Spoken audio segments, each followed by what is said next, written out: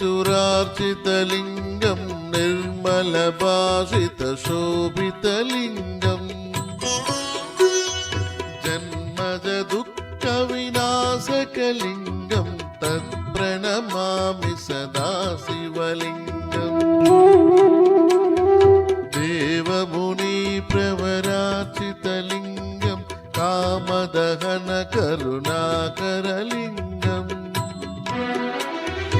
रावणदर्पविनाशनलिङ्गं तत्प्रणमामि सदा शिवलिङ्गम्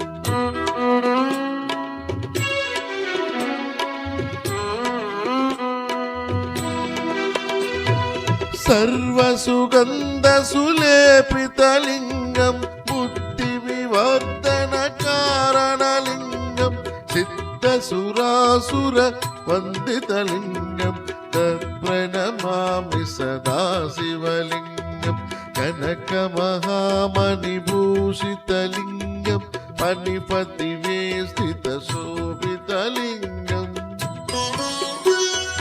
दक्षसुयज्ञविनाशनलिङ्गं तत्प्रणमामि सदा शिवलिङ्गम् कुङ्कुमचन्दनलेपितलिङ्गं पङ्कजहारसुशोभितलिङ्गम्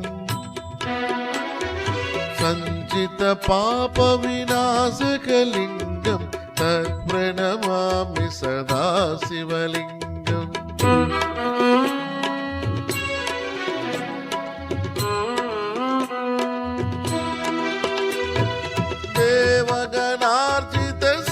देवगणार्चितसेवितलिङ्गं भावैर्भक्तिभिरेव च लिङ्गं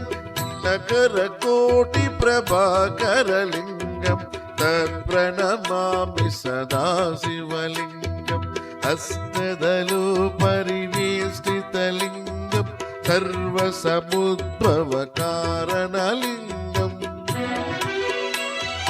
हस्तदरिद्रविनाशनलिङ्गं तत्प्रणमामि सदा शिवलिङ्गम्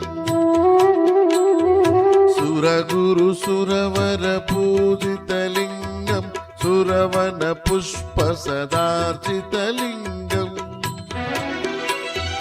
परमपदं परमात्मकलिङ्गं तत्प्रणमामि सदा शिवलिङ्गम् लिङ्गाष्टकमिदं पुण्यं यः पठेत् शिवसन्निधौ शिवलोकमवाप्नोति शिवेन सह मोदते।